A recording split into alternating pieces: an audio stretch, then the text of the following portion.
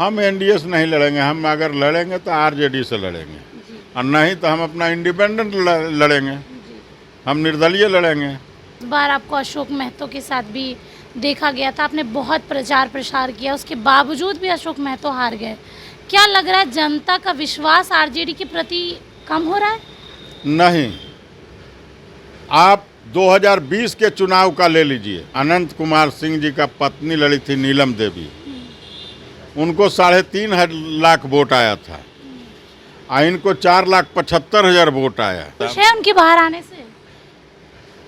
अगर कोई भी आदमी इतना दिन से कष्ट में थे, आज वो बाहर आ गए तो खुश तो हैं। जो बीच में आप लोगों की दरार थी, क्या वो दरार भर चुकी है? दरार कुछ नहीं है, दरार इतना ही है कि दोनों में बोलचाल बंद है। अगर दोस्ती का ऑफर आएगा तो एक्सेप्ट करेंगे इस बार? आज भी कौन हमरा उनका से कोई लाठी चलवा चलवी है। उन्होंने तेजस्वी यादव के बारे में कहा कि वो मुख्यमंत्री तो नहीं बन सकते, मिमियाते रहते हैं बकरी की तरह। इस पर क्या कहना चाहिए? देखिए, हमारे माननीय विधायक जी को कोई भी नेता के बारे में, जो हाई लेवल के नेता हैं, किसी प्रकार के टीका टिप्पणी नहीं करना चाहिए। दोनों बाहरी हैं, दोनों बाढ़ विधानसभा के नहीं हैं।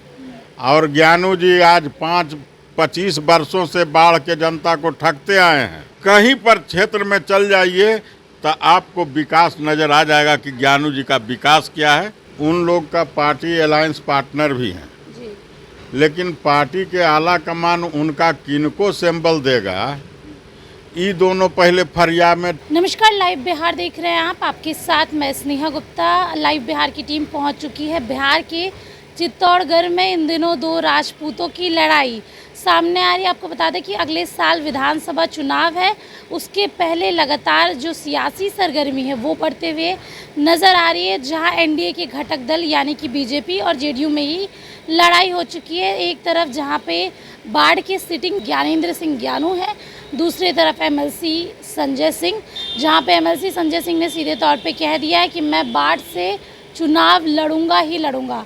तो दूसरी तरफ ज्ञानेंद्र सिंह ज्ञानू है। और विधानसभा चुनाव के पहले भी मोकामा की अगर हम बात करें, बाढ़ की बात करें, तो लगातार यहाँ पर बाहुबलियों का नाम आता है कि कौन चुनाव लड़ेगा। और इसी बीच हमारे साथ खास बातचीत करने के लिए आपको बता दें कि लल्लू मुखिया है करणवीर यादव, सीधे जुड़ते हैं। सर, सबसे पहले बाढ़ का माहौल कैसा है? बहुत बढ़िया है। बाढ़ अपने आप में अनोखा विधानसभा क्षेत्र है। के साथ जनता का मिजाज कैसा है? जनता इस बार सभी सर्वो समाज के लोग अपना मन बना चुके हैं कि इस बार बाहरी को यहाँ से भगा करके ही दम लेना है। दो राजपूतों की लड़ाई हो चुकी है, जहां एक तरफ ज्ञानेंद्र सिंह ज्ञानू है, अभी सिटिंग सांसद है बीजेपी के, और दूसरी तरफ संजय सिंह।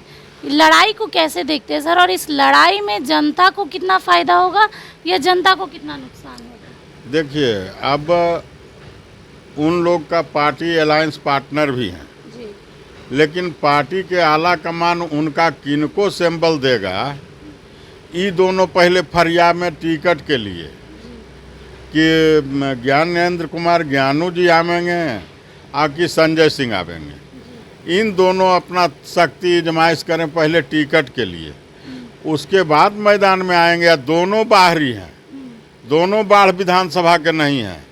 और ज्ञानू जी आज 25 वर्षों से बाढ़ के जनता को ठगते आए हैं और ठगते रहे हैं। जब भी पहले तो 20 वर्षों तक कभी जिला के नाम नहीं लिए कि जिला बनाना है। इधर साल 6 महीना से उनका मुंह से निकलने लगा है कि जिला बनावेंगे। लेकिन 25 बरस तक क्या किए? 25 बरस तक बाढ़ को जिला से वंचित काहे रखे? और उनसे पूछिए तो कहेंगे कि हाँ, मुख्यमंत्री जी से बात हो गया है, कह दिए हैं। ये सुनते सुनते बाढ़ के जनता को भी कान पक चुका है। और जब बाढ़ के लोकल वासी, जब यहाँ के बाढ़ विधानसभा के भाई भतीजा बेटा यहाँ से जीत के जाएगा, तभी बाढ़ के जिला बनाने के लिए कोई सोचेगा।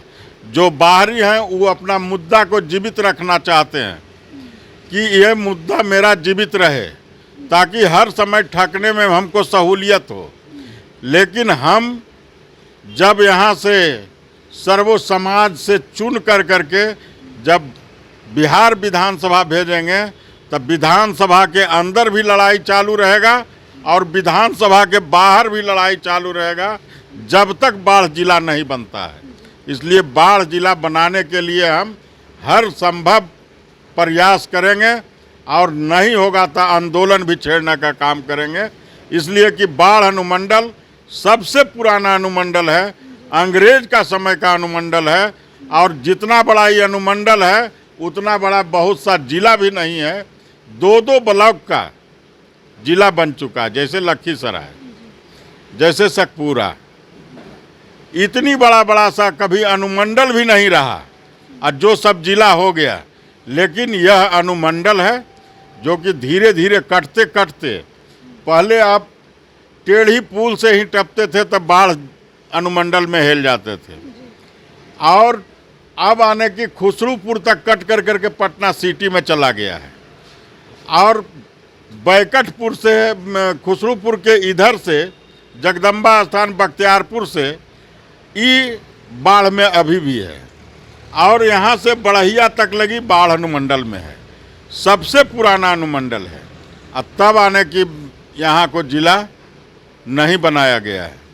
और बाढ़ का दुर्भाग्य यह है कि जो नया परिसीमन बना उसमें माननीय मुख्यमंत्री जी के सहयोग से और माननीय सांसद महोदय के सहयोग से और जो यहाँ के स्थानीय विधायक सब थे उनके सहयोग से बाढ़ लोकसभा के नाम नक्शा से हटा दिया गया, जो कि आज़ादी के बाद से ही बाढ़ लोकसभा था।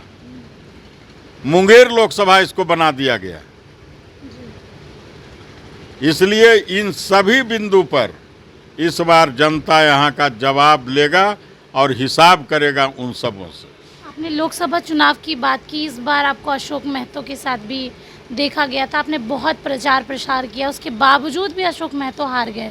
क्या लग रहा है जनता का विश्वास आरजेडी के प्रति कम हो रहा है? नहीं, आप 2020 के चुनाव का ले लीजिए। माननीय विधायक मोकामा अनंत कुमार सिंह जी का पत्नी लड़ी थी नीलम देवी, उनको 3.5 लाख वोट आया था और इनको 4,75,000 वोट आया। तो हमको जनाधार बढ़ा है और हमको जनाधार घटा नहीं है, हमको बढ़ रहा है। अच्छा ये बताइए सर, आप तो यहीं रहते हैं, आपका घर भी यहाँ है, ज्ञानेंद्र सिंह ज्ञानू ने कितना काम किया है क्षेत्र में? क्योंकि हमने जब क्षेत्र के लोगों से बात किया तो उनका कहना था कि विधायक साहब आते भी कम है थोड़ा। आज आप जिस रोड से आ रहे हैं आपको उनका जीता जागता उदाहरण भी आपको मिला होगा अगर यदि जो थोड़ा सा नज़र दाहिने तरफ दिए होंगे तब। बाढ़ में एक ही मैदान है, अनुग्रह नारायण सिंह मैदान, जो एनएच के सटा हुआ है। आज भी वो पानी से लबालब है। जब उसमें अभी लड़का लोग कोई खेल नहीं सकता है, पानी भरा हुआ है। तो ये 25 बरस में एक फील्ड को भी स्टेडियम का दर्जा भी इन्होंने नहीं दे पाया, तब कैसा विकास है? आप अगर यदि जो स्टेशन के तरफ से घुसते, अब बाजितपुर माहे निकलते या दयाचक माहे घुसते, तो आपको पता हो जाता कि ज्ञानू जी का विकास क्या है। अभी आप यहाँ से निकलिएगा और बीच वाला रोड से जाइएगा तो दोनों तरफ पानी से लबालब है, कहीं पानी का निकास नहीं है। आप यहाँ से PWD रोड जो ढेकवाहा चक से परसामा पर सकपुरा के तरफ जाता है, 2 प्रखंड को जोड़ने वाली रोड है, उसमें जाइएगा तो आपका गाड़ी शायद पौधान से ऊपर तक पानी में डूब करके चलना होगा। आप यहाँ से स्टेशन के उस पार चल जाइए तब पूरे में आपका गाड़ी अंदर घुस करके पानी में चलेगा। आप सरकट्टी अटनामा रोड जो कि लोकसभा के टाइम में भी बहिष्कार था, डीएम साहब के लेटर आने के बाद हम वहाँ का बहिष्कार हम लोग जा कर के तोड़वाए। आज 25 बरस में ये सब काम इनसे नहीं हुआ, और कहीं पर क्षेत्र में चल जाइए तो आपको विकास नज़र आ जाएगा कि ज्ञानू जी का विकास क्या है। उनका विकास उन्हीं को है जो उनके इर्द गिर्द बैठने वाले हैं। बाढ़ में कहते हैं कि हम जनता दरबार लगाते हैं, लेकिन जनता है ये नहीं है तो दरबार कहाँ लगेगा। जनता को जानकारी नहीं है कि दरबार कहाँ है तो जनता जाएगा कहाँ। उनको कथनी और करनी में अंतर होता है, और उन लोग में भेदभाव का भावना है। हम लोग का भेदभाव का भावना नहीं है, हम लोग का समाज और जमात का भावना है। सर्वो समाज के लेकर चलते हैं। ये बताइए करणवीर जी, क्या करणवीर यादव 2025 चुनाव में, विधानसभा के चुनाव में ताल ठोकेंगे? हम 2025 में, हम 2020 में भी लड़े हैं, बहुत कम मार्जिन से हम हारे हैं, और इस बार भी 2025 में चौंकाने वाला रिजल्ट सर्वो समाज के जनता यहाँ का देगा, और अपना भाई भतीजा बेटा को विधानसभा भेज कर ही सभी लोग दम लेंगे। क्या किसी पार्टी के संपर्क में हैं आप? किसी पार्टी से ऑफर आया आप? अभी तो हमको कोई पार्टी से ऑफर नहीं आया है, लेकिन अगर यदि जो पार्टी निर्णय लेगी तो हम उसका भी सम्मान करेंगे।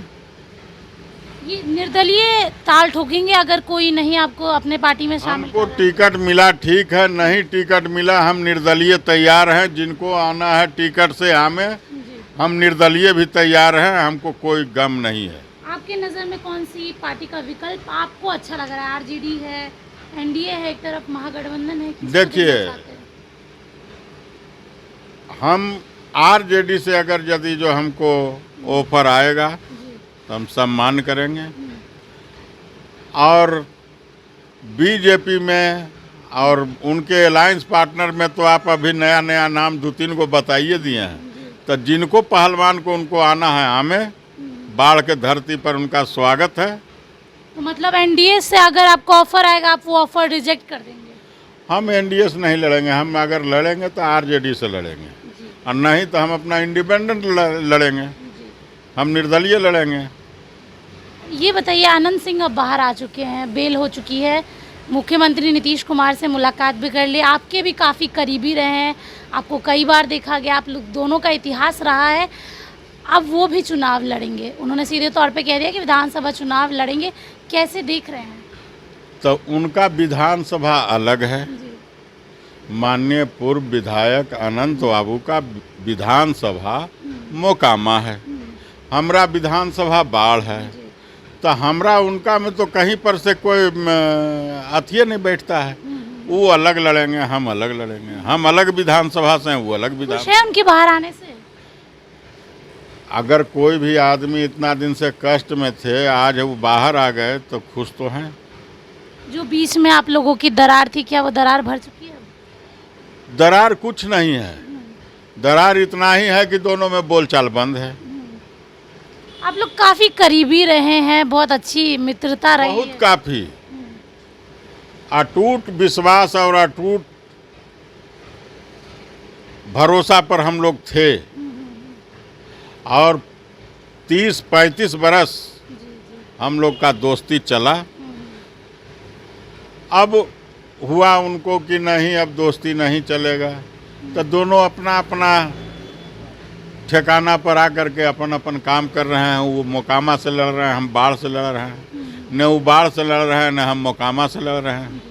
दोनों का 2 विधानसभा है। अगर दोस्ती का ऑफर आएगा तो एक्सेप्ट करेंगे इस बार? आज भी कौन हमरा उनका से कोई लाठी चलवा चलवी है?